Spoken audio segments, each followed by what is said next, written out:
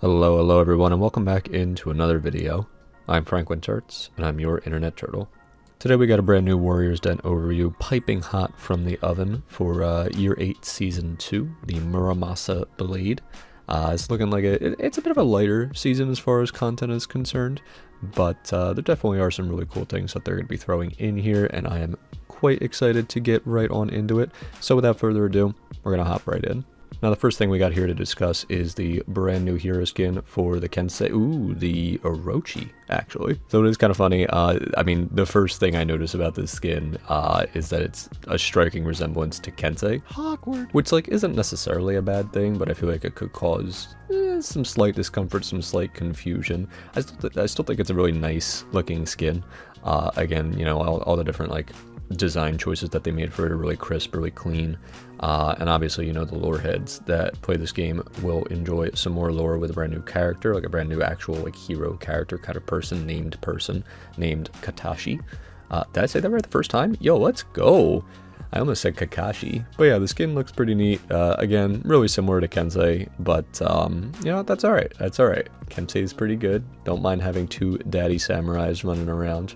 Next, they talked a little bit about all the different Battle Pass stuff that they're bringing in for this new season. A bit of odds and ends, but honestly, this execution right here stole the freaking show for me. Definitely very anime inspired, that's for sure.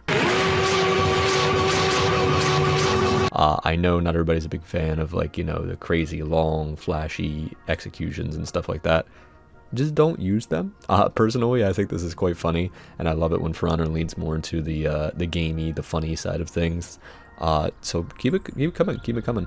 Make sure that there is definitely a balance. Like, I don't want it to be all long, funny executions. Obviously, you know, sometimes I like to take things a little seriously as well. But, you know, have a nice balance of fast, serious executions and longer, funny executions. I think that's definitely a good roadmap going forward. Also, for the new Legacy Pass, we're going to be getting back to Year 4 Season 2, which was basically just like a big poisonous Horkos kind of year. You get access to some neat little things like the Poisonous Execution. You also get the Witch Doctor, like the Horkos, I think it's called Horkos Phantom. Yeah. Which looks pretty sick. You can live out your bloodborne dreams with it. Yeah, if any of that interests you, you could just head on in.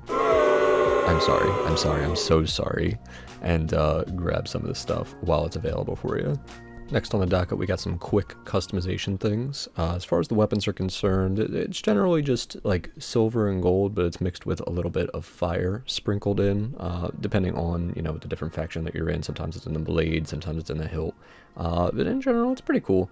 It's not as minimalist as I would like, but I still think this would definitely work, especially with a lot of the different, like, fire customizations that I have for different characters. I feel like these kind of weapons would work really, really well with those. So I definitely think that a lot of people will enjoy these. And then we also got the armor variations as well. Again, it looks like they're going much more minimalist with these types of armor variations, kind of like how they did with the last ones that they did. So we got a lot of stuff for the, I think it's the Samurai, the Wulin, and the Outlanders this time. But it's, again, kind of like a blank silvery slate. And that'll be nice to be able to customize things a little bit more to your liking, so that you don't have a bunch of, like, stuff that's kind of getting in the way of the different customizations that you might want. And finally, we've got everybody's favorite patch notes. This time they're doing a lot of feat balancing all across the board, which was sorely needed, and definitely might need a little bit more tuning after this, but we're going to get right into it here.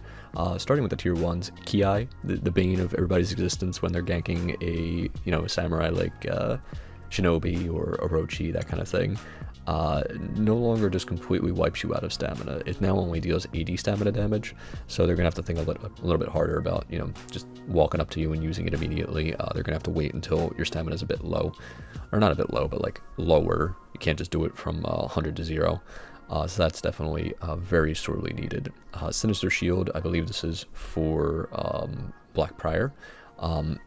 They made it so that it sacrifices more of your health and gives you a little bit less of a shield. It's not a crazy nerf to it. It's still definitely going to be useful, but it's going to be harder to use when you're lower and when you're in those, like, quick situations where you want to try to help a teammate. You're not going to be able to use it as easily, and that's kind of the general theme of a lot of these different feat balancing, these different nerfs to different feats. They basically made it so that It's not a complete nerf to them. You're still going to get plenty of use out of them.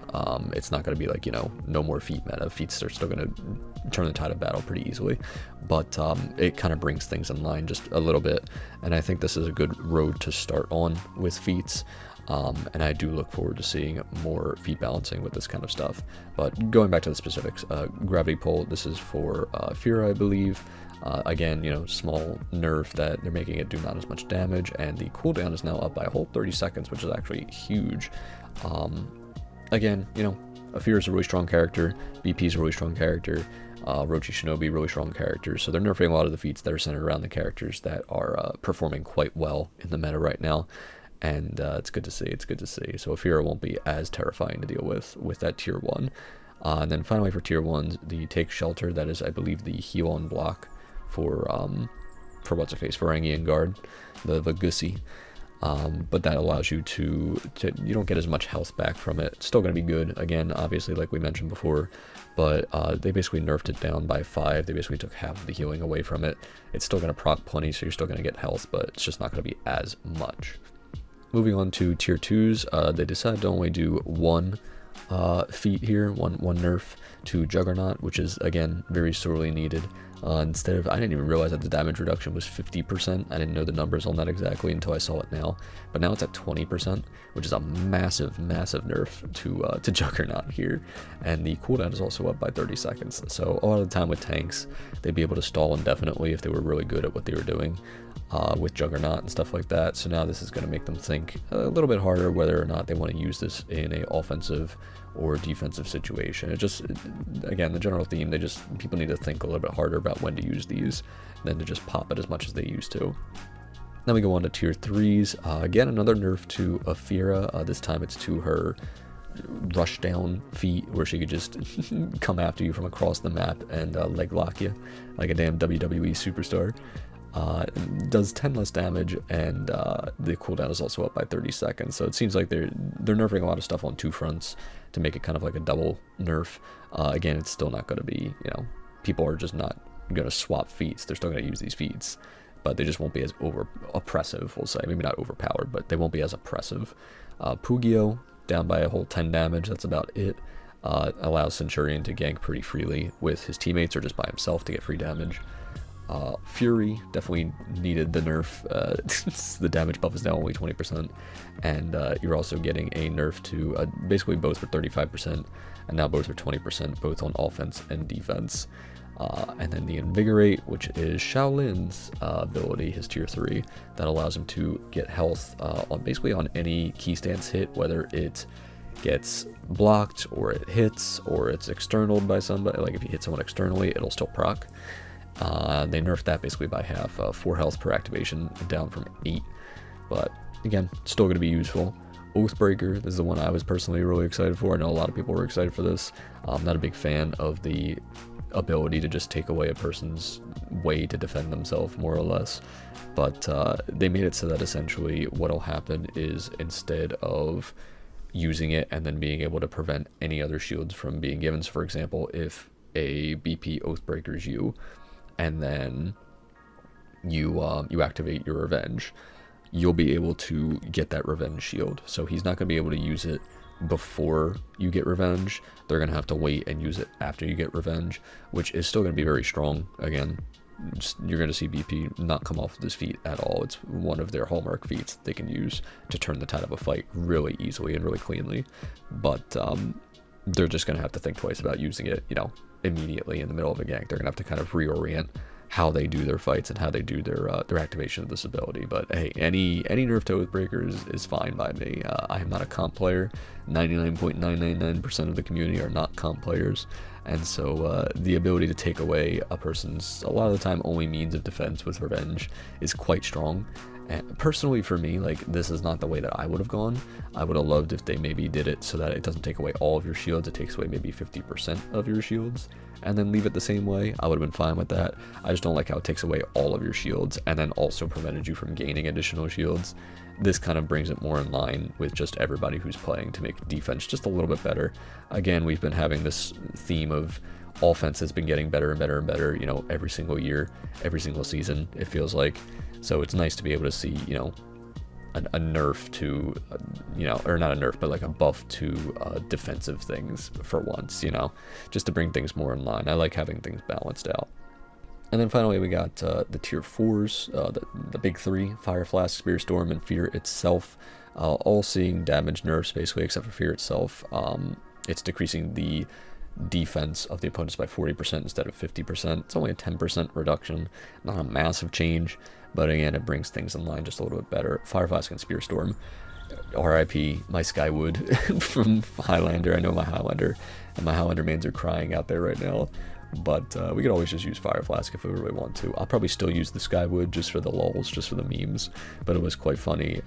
Multiple times you'd see it both in stream and off stream on YouTube videos of mine, where I would like essentially use my teammates as live bait while they're fighting like 2 or 3 people at a time, and then I just Spear Storm there and kill everybody, you know, teammates and enemies included. It's a 3-for-1, you know, and then you could always revive your teammate. The math is mathing there. I'm sad that it's not going to be as OP, but it's totally fine. I understand it from a balance perspective. But wait, there's more. Yeah, we got some hero changes as well, guys. So not only are feats getting nerfed, but some heroes are getting changed up, getting nerfed a little bit. So start with Berserker here. They're bringing down the health just by a smidge. I don't know how much of an impact it's going to make, but hey, if you get an extra light and you kill them before you did in previous, you know, seasons and patches and stuff, hey, more power to you. And the spin chop as well is getting nerfed. It's no longer going to be enhanced. So basically what's going to happen with Berserker now, the spin chop is their dodge light attack, basically. The one that basically they could just keep locking on to external targets and then just keep yo-yoing around or spin-topping around like a fucking Beyblade, spinning around like crazy as long as they have stamina. This is basically making it so they can't do that as much anymore. They'll be able to do it if there's nobody around them, but basically it's not going to be enhanced at all, including on external targets. So if they do it and they hit somebody, it's just going to bounce right off of them. This is actually a huge nerf as far as like within the team fight that they do, but they're still gonna be able to do it as long as they're, you know, out of range with people and kind of stall that way. But it is definitely a good sign to kind of bring Berserker down a smidge, because Berserker is an absolute terror at times, being able to put out a lot of damage, trade really well, but also be able to kind of stall essentially and like constantly dodge around and switch targets so they can't be hit. It'll be nice to be able to pin them down for once. Shinobi's also getting nerfed. Their lights are not going to be able to be backstepped anymore, so that'll be nice to kind of prevent them from spacing people unfairly. And then Ghoul's Embrace, which I'll be honest, I'm not sure what move this is, but I'm pretty sure it's one of their bashes. I think it's their flip bash that they do, like after a combo and they flip backwards and then bash into you with their flip kick. I'm pretty sure that's what it is, but correct me in the comments, by the way, if I'm incorrect on that. But it's going to be doing essentially double the amount of revenge proc than it used to. Shinobi's always been a terror as far as ganks are concerned. They're able to kind of 100-0 with anybody in the game, just because of how those backflips work and stuff like that. So seeing it feed more revenge is a welcome addition, so they can't 100-0 people as well. And then Hitokiri is also getting changed, not by much, but they're still going to be very strong as far as just tanking things and being able to just swap targets and do a full, you know, unblockable heavy and whatnot with the hyper armor. But they're bringing down the damage by 4. Again, it's kind of like the argument with Berserker's HP, like these tiny little number changes. Maybe they'll add up over time and we'll see a big change. I don't think this is going to mean too much to Hitokiri, but I mean, hey, it's something, so we love to see it. Can't unga bunga as hard, I guess. And then we also have a part 2 to hero changes as well, including Fira. Fira's been getting the short end of the stick here, it looks like, but for good reason. She's been easily what, like top 3, top 4, top 5 of characters in the games since her release. It's not really much of a nerf to her kit. It's more of a nerf to like a bug interaction sort of thing that she could do, essentially what she would do with her Astro Flip, which is not what I thought it was called. To be fair, I didn't know what it was called at all. But essentially what would happen is she would flip after a move, and then if somebody was near her, like an enemy was near her, and she flipped into them, doesn't do any damage, it doesn't do any sort of like pin or anything, but it would bump them, and that would kind of interrupt their moves. It could confirm some damage, you know. if she did it on purpose or accidentally, whatever have you. It was just like an invasive, interruptive thing that doesn't need to be in her kit. So I'm glad they got that that kind of bug handled, that kind of interaction handled. Centurion's Lion's Roar is no longer going to require strict timing. I believe this is his charged R2, or not his R2, but his charged heavy. The initial one, not the unblockable. I don't think it's the unblockable. I'll have to double check on that, but I'm 90% sure. Again, I don't know all the names of all the moves of all the characters, sadly.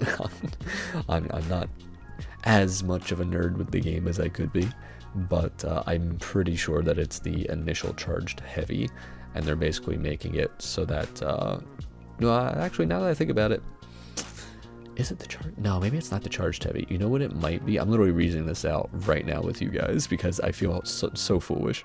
I'm pretty sure this is the same thing that they did with Peacekeeper, how it's not strict timing for if she guard breaks and does the stabbing move, whatever that's called. But I think this is his equivalent to that, where he guard breaks you and is able to get you out of stamina by bashing you with like the hilt of his blade. I think that's what that is. Now that the more that I think about it, the more I think that's what it was. Just the way that they're wording this, because you did have to strictly time it as well to get those like full 3 hits on people to get their stamina down more. Now it seems like they're just making it, you know, easier to use, which is good to see. Peacekeeper's getting an increase to the range of her side dodge attack, just so that people are able to hit things a little bit more. She always had, you know, horrible range, so this is totally fine to do. Honestly, I'm fine with her getting a bit more buffs as far as being able to, you know, be in line with people more and be able to hit things more, and not have to be like right under somebody's nose to hit them with everything. And then we got Nusha. Nusha had a big thing with her heavy finishers, that when she kind of dragged them with the heavy finisher, they would get into uninterruptible stance, the what do you call it, when you got the white stuff all over you and you're not able to be interrupted easily, you could throw your shit. But with uninterruptible stance, they basically made it so that when she was dragging you, you were able to be hit for full damage by your by like her allies and stuff like that. So it was kind of a way to cheat out more damage. But now that it's not giving them uninterruptible stance, you should be getting the right like defense boost as you're getting hit by more things, and you should be able to get more revenge in tandem as well. And then finally they made it so that just a little thing with their heavy finishers, that they made it a little more comfortable to input it. Not sure what that means exactly, but hey, Nusha mains out there, any buff is a good buff, am I right? And last but not least, speaking of uninterruptible stance, they basically made it so that for everybody, if you're guard broken by somebody, you no longer get uninterruptible stance. So basically what they did for Nusha with her heavy that displaces, they basically did it for everybody that's being guard broken as well, because that would happen sometimes too, that, you know, say person A throws person B, and person A1, I guess their teammate will call them, was able to hit them for free damage because they had the uninterruptible stance and they didn't get any sort of defense reduction or anything like that, or defense boost I should say. So this just makes it, you know, easier for defenders. Again, like little defense buffs here and there are very welcome for me to see because of all the offense we've been getting over the years. I like seeing defense kind of brought up a little bit in line with things. I mean, you know, short of Juggernaut, you know, that got a big nerf, obviously. That was a little too strong. But you know what I mean in general. Like, I just like seeing more balancing on both ends. But it's nice to see. Good to see. And that is it. Like I said, it is definitely a quicker one. It's a little bit quicker to go over everything. It's also, you know, when I'm making this, it's like almost 1 in the morning and I need to go to bed. But I hope you guys enjoyed it. So I think this is going to be an interesting batch. I definitely have been missing For Honor. I want to get back into it more. I haven't been playing it as much lately. And I definitely want to use this patch to kind of, you know, jump myself back into it. Jump into the pool again. That is For Honor, the sweaty pool. It's more sweat than pool water at this point. But I hope you guys enjoyed the video. If you did, make sure you leave a like, leave a comment, share it with a buddy, all that good YouTube stuffs. And I will see you on the next one. Until then, stay turtly, stay awesome, and we'll catch you later.